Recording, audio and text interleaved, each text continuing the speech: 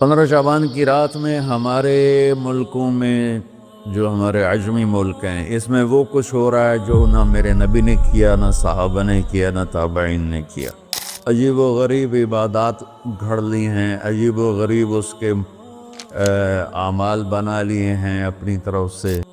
میرے نبی نے اس رات کی فضیلت بتائی، عمل کوئی نہیں بتایا، اور کچھ علماء نے اس کے رد میں اس کا اتنا انکار کیا ہے کہ اس رات کی کوئی فضیلت ہے ہی نہیں۔ یہ بھی ٹھیک نہیں۔ اس رات کی فضیلت میں جتنی احادیث ہیں وہ ضعیف ہیں، اور حدیث پاک میں آتا ہے کہ اللہ تعالیٰ اس رات میں ساری دنیا کے لوگوں کی بخشش فرماتا ہے سوائے 5 آدمیوں کی۔ 5 کے سوا سب اہل ایمان کی بخشش ہو جاتی۔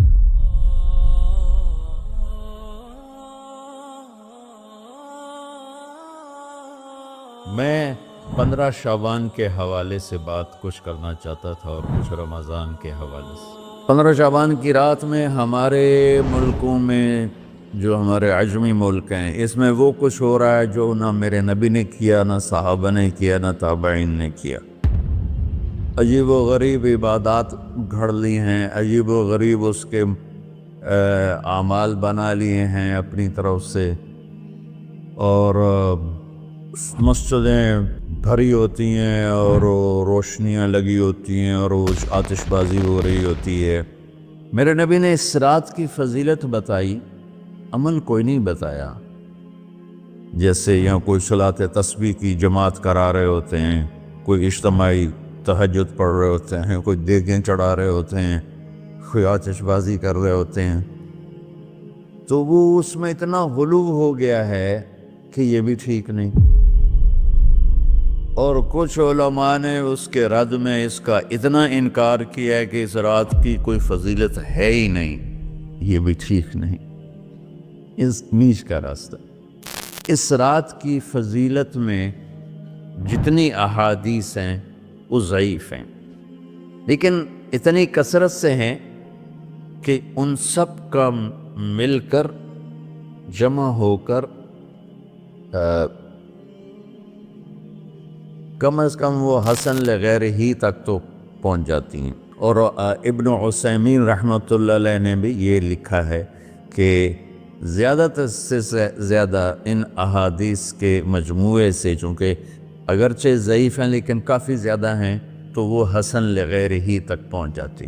تو حسن لغیر ہی سے کوئی عمل ثابت نہیں ہوتا، عمل ثابت ہوتا ہے صحیح حدیث کے سے۔ ایک احادیث کی کثرت سے روایات اور ایک امت کا عمل، کہ امت کا بہت بڑا طبقہ صدیوں سے اس رات کا اہتمام کر رہا ہے، لیکن کچھ عرصہ پہلے تک اہتمام تھا دن میں روزہ رکھنا، رات کو کوئی نوافل پڑھ لینا، کوئی 2 چا زیادہ پڑھ لینا، لیکن اب یہ ڈھول تماشے جو اب شروع ہوا ہے اس کا تو کوئی وجود ہی کوئی نہیں ہے۔ تو اس رات کو اللہ تعالیٰ نے مبارک بنایا، اور حدیث پاک میں آتا ہے کہ اللہ تعالیٰ اس رات میں ساری دنیا کے لوگوں کی بخشش فرماتا ہے سوائے 5 آدمیوں کی۔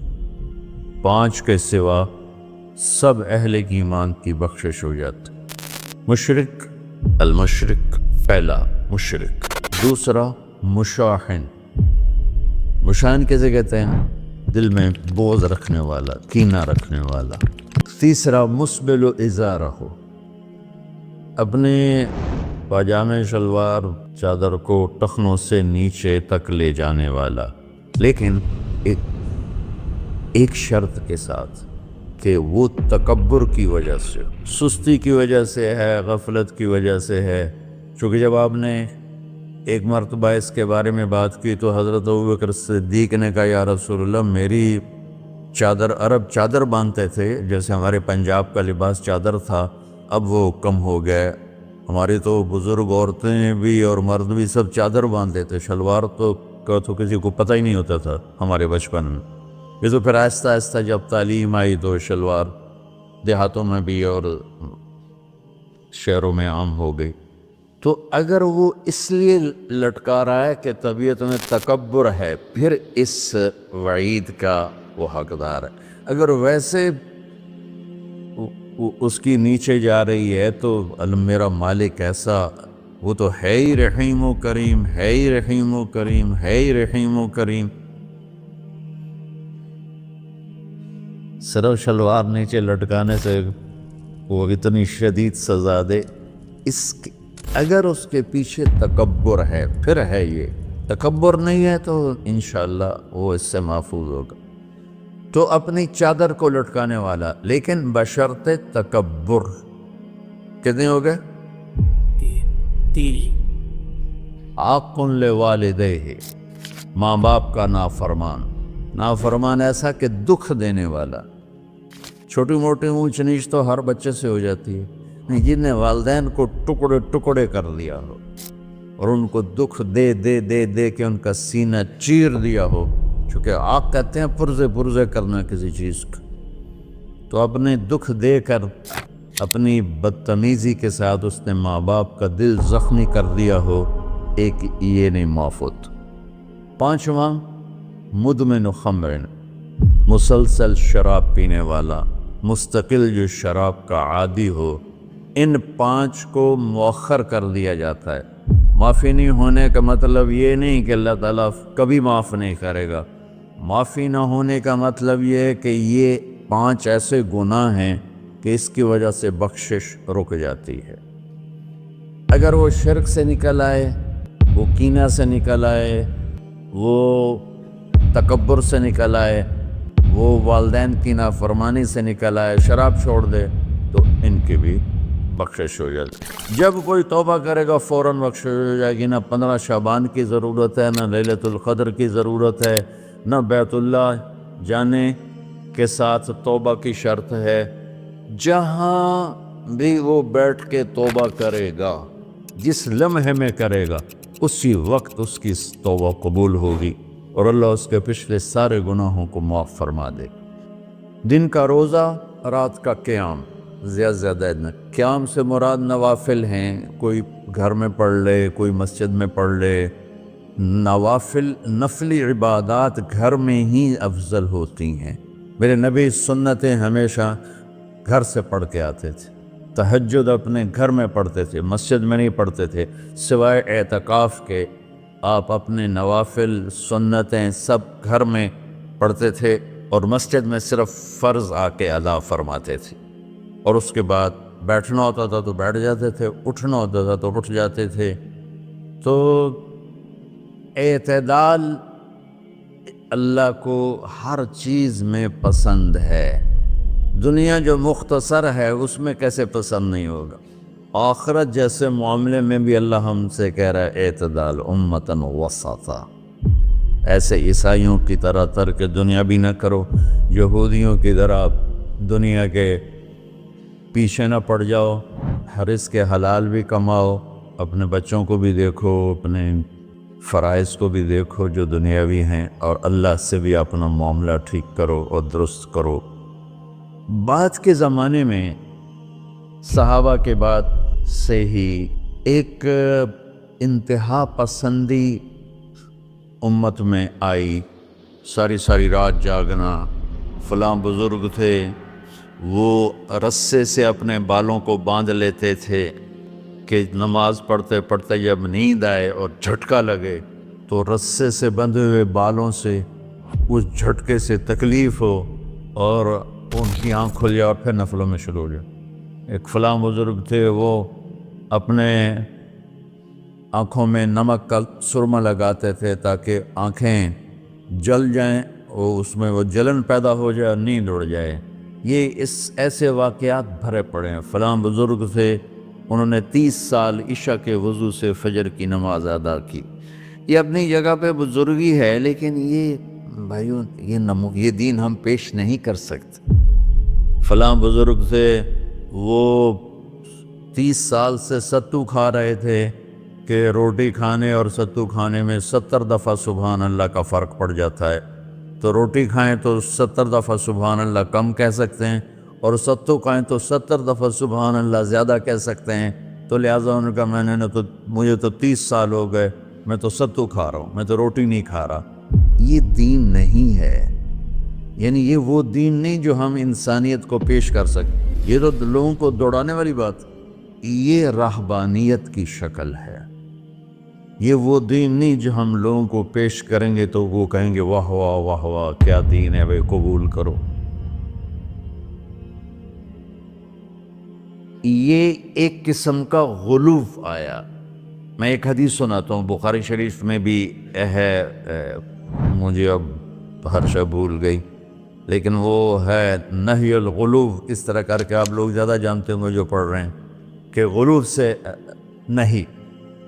حدیث آپ کو سب کو یاد ہوگی کہ 3 صحابہ آئے اللہ کے نبی کے گھر اور پوچھا کہ اللہ کے نبی رات کیسے گزارتے ہیں؟ تو وہ گھر والوں نے کہا سوتے بھی ہیں، جاگتے بھی ہیں، کھاتے بھی ہیں۔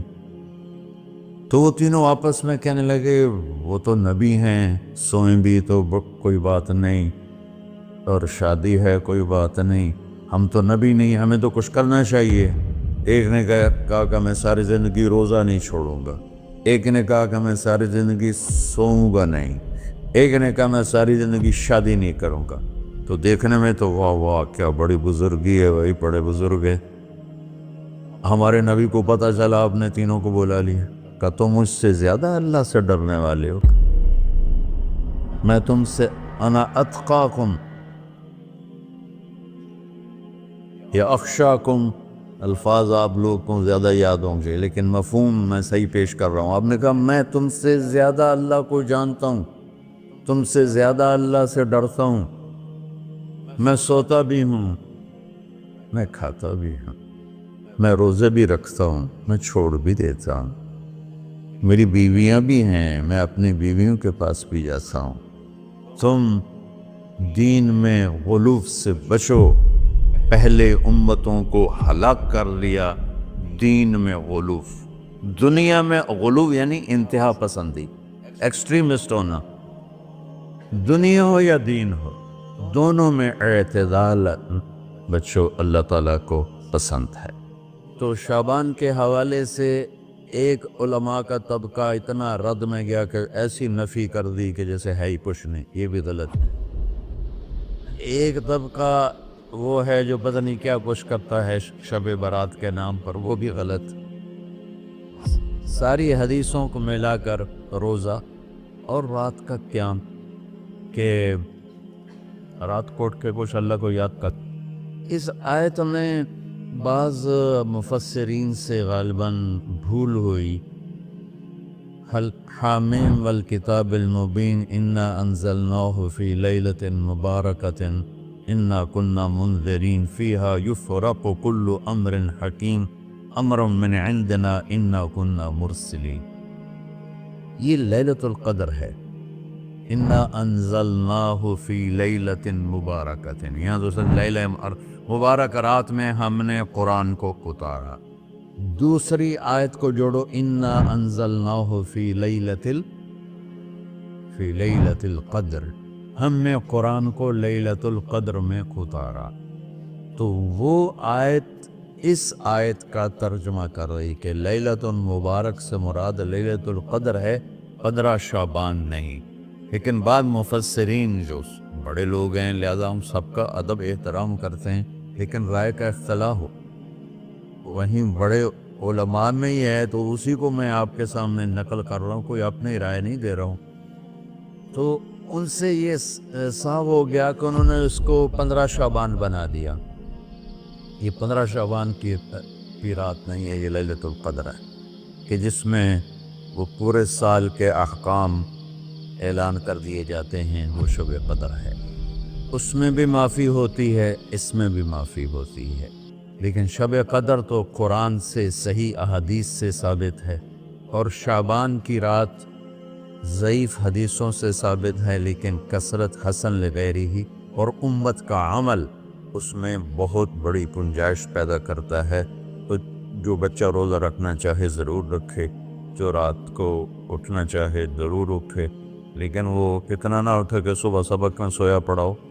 تو ایسی عبادت نہیں چاہیے کہ آپ اپنے طلب علم جو فرض ہے اس میں آپ سوئے پڑے ہوں تو تمہارے خوراکوں سے سبق بھی متاثر ہو رہا ہو، تو اعتدال بچوں، ہر چیز میں اعتدال۔ تو اس میں یہ جو 5 ہیں، ایک مشرک، ایک مشاہن۔ مشاہن کون ہے؟ جو دل میں کینہ بغض رکھتا۔ اب میں کہاں سے آنسو لاؤں اس بات پر رونے کے لیے کہ ایک تو دنیا داروں کا بغض کینہ ہے آپس کی لڑائیوں سے، لیکن یہ جو دیندار ایک دوسرے سے بغض، اس قدر بغض رکھتے ہیں کہ کافر بنائے بیٹھے ہیں، ایک دوسرے کو سلام کا جواب نہیں دیتے، جنازے میں نہیں شریک ہوتے۔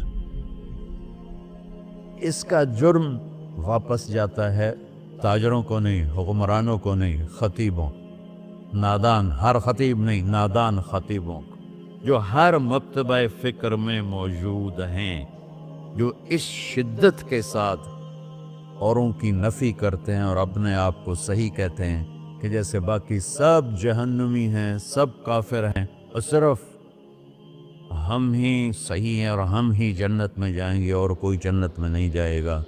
تو جو کہ اس میڈیا کے ذریعے سے بہت سی امت سن رہی ہے، تو میں دیکھو بچوں ہاتھ جوڑتا ہوں اللہ کے واسطے، دین پیش کرنا، کافر کافر کے نعرے مت لگانا، اور یہ کافر وہ کافر، یہ کافر وہ کافر۔